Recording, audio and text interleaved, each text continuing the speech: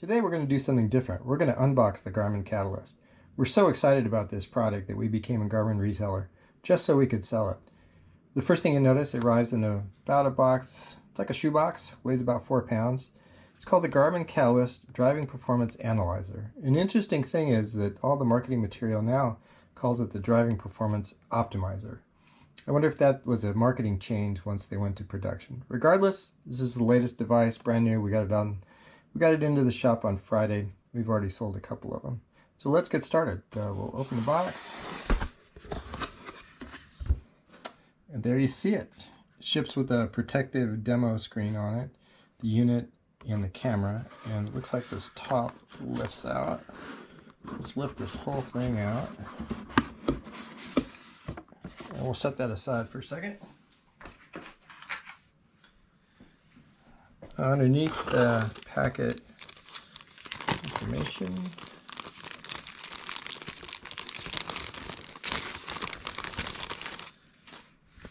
There's a sticker, because, well, race car stickers.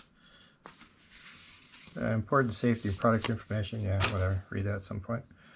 And here is a quick start manual in multiple languages. Okay, so that will help guide you through getting started. We also found that you could go to the Garmin website, and if you went to Garmin, you looked up a manual for the Catalyst, you can get an owner's manual, and that owner's manual could be downloaded. The device actually ships with a copy of this owner's manual on the device, but it's probably easier to work from either a tablet or a phone if you're sitting in the car trying to figure something out. But it is good to know that you could grab it, and if you're sitting there at the track trying to figure something out, there is a manual on the device that will help you as well. And 2 compartments. First bag. This looks like a Hardwire Kit.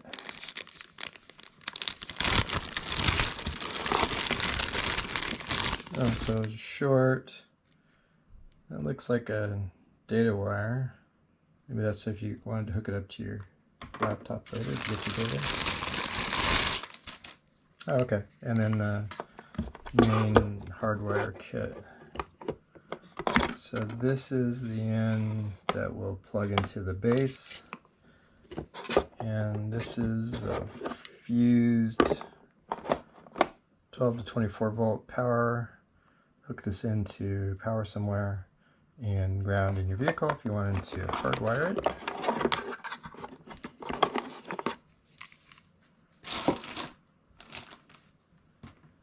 And other side, another bag.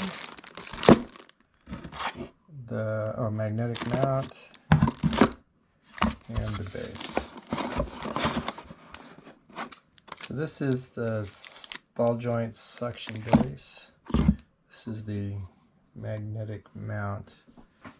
And on the mount, so there's that, this is that other style USB plug for the Hardwire Kit, or for the power that if you want to send it to the cigarette lighter adapter. This is the input USB-A, which must be from the wire that will run from the camera back to the unit.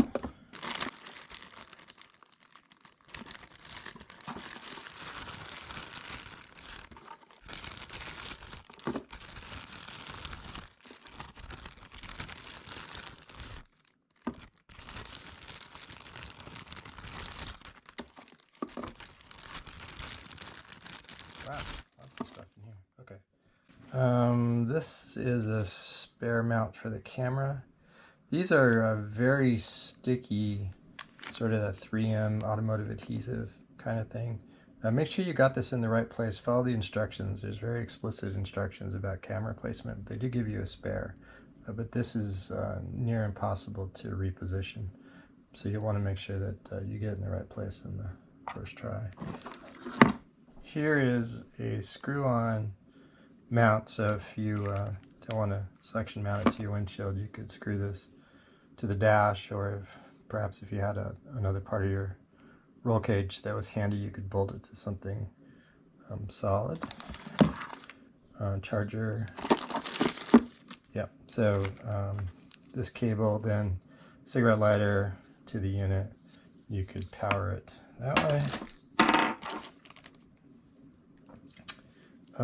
This is the micro USB, so this is the cable that goes to the camera. That's good because they have different sizes, so you'll know which one fits. It also looks like the camera in the way it'll line up so that the cable will run from the camera up to the top of your windshield, around the windshield, and then back down to the unit. That's what that cable's for. These are cable stays, so that when you want to route that cable around your windshield, hold the cable in place out of your line of sight. And then here's the mount. So 2 articulating joints, dog bone, and if you need to get a longer dog bone, well, that's hard to say. Yeah, this looks like it's the same as a ram mount. Garmin makes a longer one. I think it's about 6 inches. So if you had a particularly deep dash and you wanted to mount the suction cup low on your windshield that was very far from where you need to view it, you could get a longer mount. And I'll skip over assembling it, so you don't have to watch me screw this together, and we'll pick back up when I put it together. As you can see, I've put together the mount.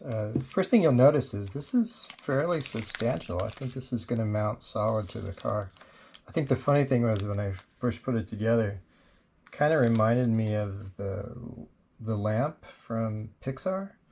I don't know if anyone remembers that from the old Pixar cartoons. Anyway, the way this thing would work, you would set it up so that it would angle on your windshield, point back at the driver, and then we'll mount the unit onto it. So this looks like it's going to be good and sturdy. Multiple places. I think the key is that you're going to want to make sure that this unit stays within the windshield so that you have line of sight for a good GPS. It's a pretty substantial mount. Okay, well, let's set that down for a second, and you see, so this is the magnetic plate. This is the plate, the magnet's on the device, and then this is where it makes electrical contact. And I'll grab the device.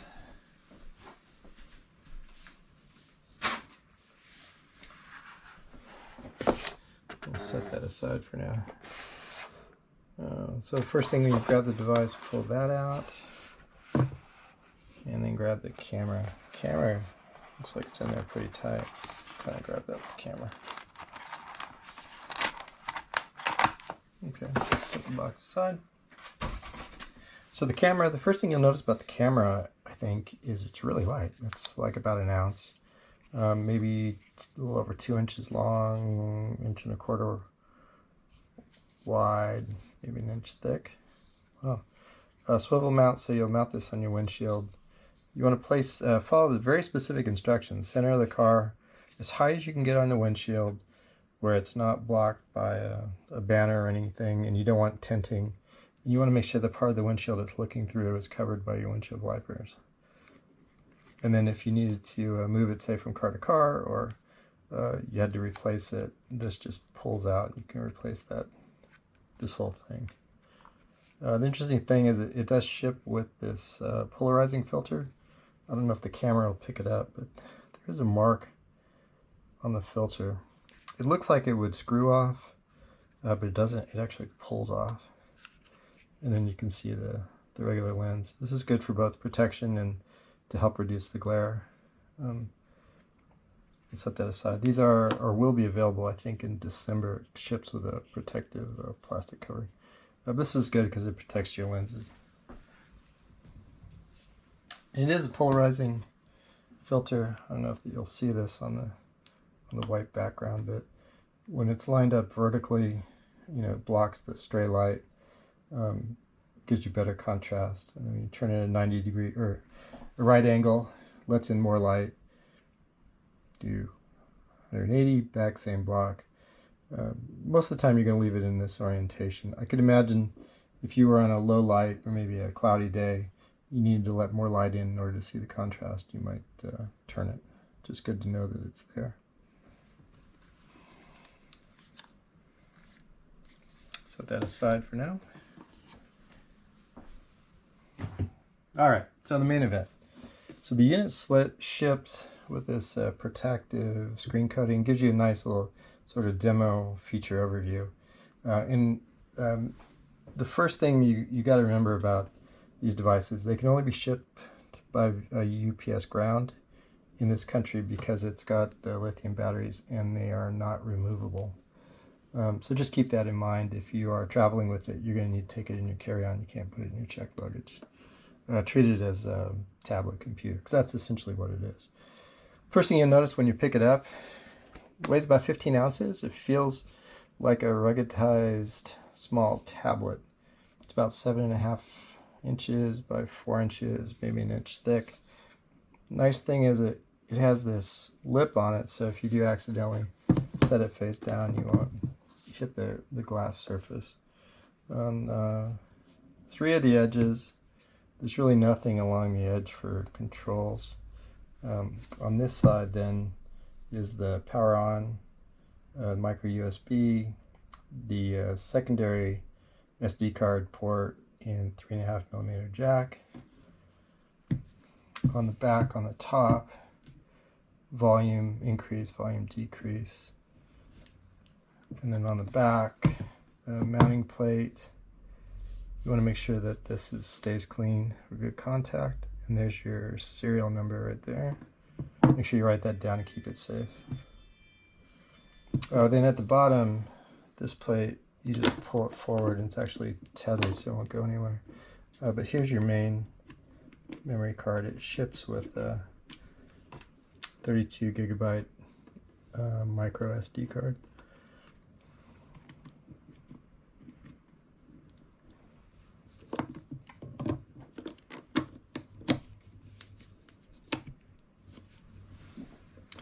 Doesn't really appear to be anything that you could use to secure a tether, but Garmin does have a cage. The cage fits around the mount and provides a secondary connection. This is actually a really solid connection. I mean, that's, high G-force. That is not going anywhere. But your sanctioning body may require you to run some sort of tether in order to have a mobile device in your car. You look at the front, there's 2 cutouts. I'm not sure what the second one is. I know that's the microphone. And then on dog hair. Open for 2 minutes in this house and it's got dog hair. This is for adjustable lighting, so brightness. You can adjust to brightness, or you can just turn the brightness up and leave it up. That ultimately affects battery life if you don't have a power source. The interesting thing to note is that, if you've got the protective screen on, you can't necessarily tell that the power is turned on. So let's take that screen off. This is going to become our demo unit, so I'll go ahead and power it on.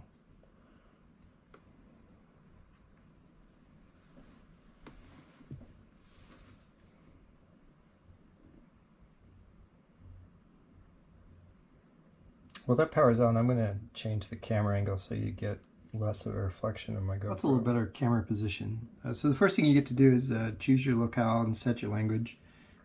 Pick your version of English in my case.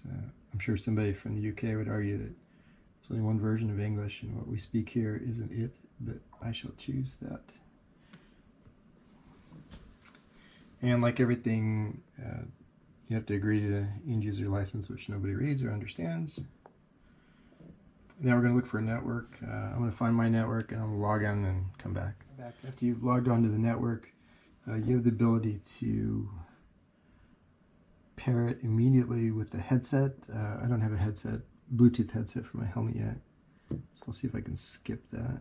I'm going to skip that for now. We're going to try to hardwire it to use the 3.5mm jack and get an adapter cable and run it into the speakers in the helmet later.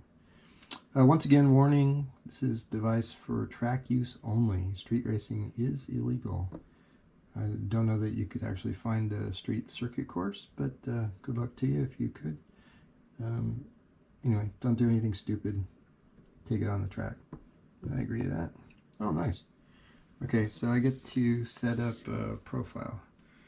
I have an all black helmet, and there's really no choice for me, but I'll choose this one. Profile nickname.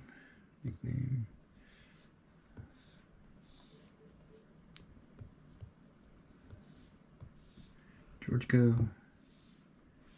Next. Create or sign into your Garmin Connect account to upload your driving sessions. Connect. Oh, okay. I have a Connect account. Let's see if it finds me. Sign in. End user license agreement. Of course I read it. I am multiples of 16 years old.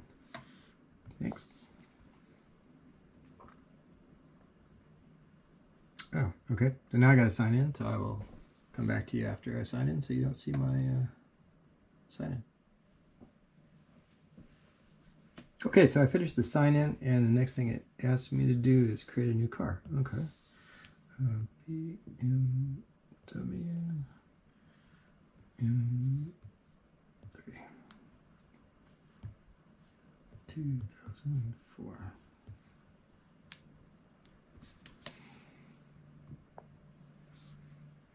Mount this device plugged into a power outlet in your vehicle. You're not in your vehicle, you can do this later. Okay, well, it's not going to be in the vehicle, but we will mount it into a power source.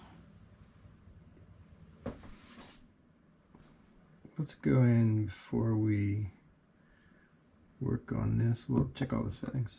All right. Oh, so here in the settings, there's that owner's manual I mentioned at the beginning. It's got the getting started guide.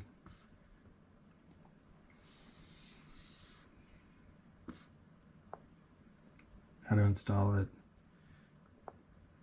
It's great to have it on the device. I think it's a little easier if you have it by your side on your phone as you're doing it, and you won't have to switch back and forth. They always recommend first thing you do is check for system updates. This just came from the factory on Friday, so it should be up to date. We'll check now anyway. It is up to date. Garmin Connect accounts. There's me, my Garmin account. Be interesting to know if I could do multiple accounts and share my data with my friends. Wi-Fi. Yep, Wi-Fi. There's my neighbors if I want to try to steal Wi-Fi. Yeah, looks like everybody's got a password. Bluetooth. It's going to look for available. Oh, okay. That's home stereo. That's not going to be of any use. Display. That's the one I want to look for. Oh, okay, so here it is, adaptive brightness. So if you put on the adaptive brightness, it's going to use this light source sensor and adapt the brightness you need for that.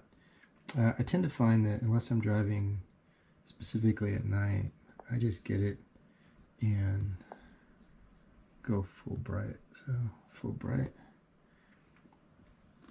Let's see the sleep settings. Oh, you can pick the amount of time before it goes to sleep. Default looks like it was 2 minutes. Screenshot captures an image. Oh, okay, interesting. Sort of like on the computer when you want to do a screenshot. You can bring this up, and as long as that icon is present, you hit it, it'll capture the screen and save it for later. But I'll turn that off for now. Sound and notification. You know, race car, full volume. Yes. Button press. Well, those are always kind of annoying. I guess people like the confirmation that you're doing something. What else is there? Green lock sounds, charging sounds, touch sounds. Okay. Put it on. Language. English, input, keyboard, US. Android. Oh, okay. So there's Android behind the scenes. This is just a little Android tablet. Date and time. Set the date and time automatically across the network. I like 24-hour format for time. About this device. System updates, status, legal information, device name, Catalyst. Oh, Android. So it's running, looks like Jenkins. Kernel, Android 6.01, patched through July. Bet there's a new patch for that, but not too worried about it. Device reset. Oh, so if you wanted to format the memory card, reset your network, move to a different network, or completely reset the device, you come here. That's it for settings. So if we take a look across, looks like the time is not caught up with my network yet because that's GMT. Battery is charging. Wi-Fi is good. Bluetooth, it's not connected to anything. Doesn't yet have the GPS signal. I am by the window, so I might pick up a GPS signal in a minute. And I haven't connected the camera. Looks like there's about 8 hours of recording time available on the memory card. It's my profile. If I wanted to, there's nothing to sync, I could sync back and then track. So I'm still trying to get GPS. Oh, when it gets GPS, it'll give me a weather update. So let's go grab a track. We'll do our home track. Summit point. Oh, lots of circuit options. So they give you different versions. I'll take the main. Place for you to add any notes. Oh, that's interesting. Like, don't park in the low part of the paddock because it floods every year. Ask me how I know.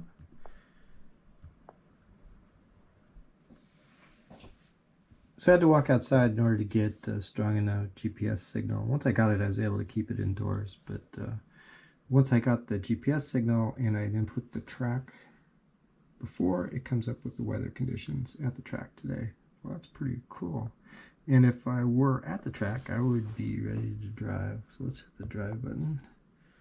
I'm going to select the track again. It's interesting that it asked me to do that again. So now you can see my user account, my car that I input earlier. It's very important camera placement, so it's going to walk you through a process for checking alignment of the camera. Obviously I can't do that today because I'm working inside the house, so I'll skip that. Track conditions, wet or dry, and we can check audio. Oh, that's interesting. You have the choice if you want to record the track sounds from the camera, you can add that.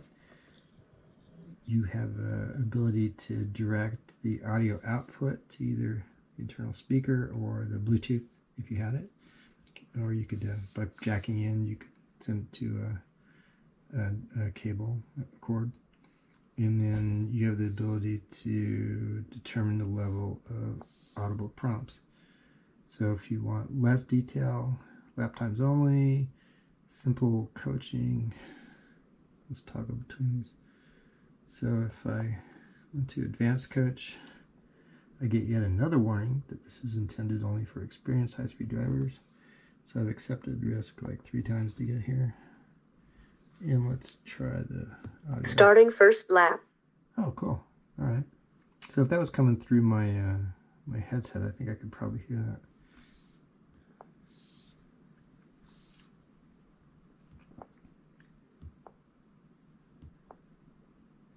And that's as far as I can go with that, actually having it mounted in the car and being at the track. So in the next video, we'll quickly show you how to mount it in the car, and then hopefully sometime before the spring, get out to the track and get some real-world experience with it. Well, if you've enjoyed this, please hit the like button. If you want to see more, please hit the subscribe. As always, your constructive comments are welcome in the comment area below. And with that, thanks, stay safe, and we'll see you at the track.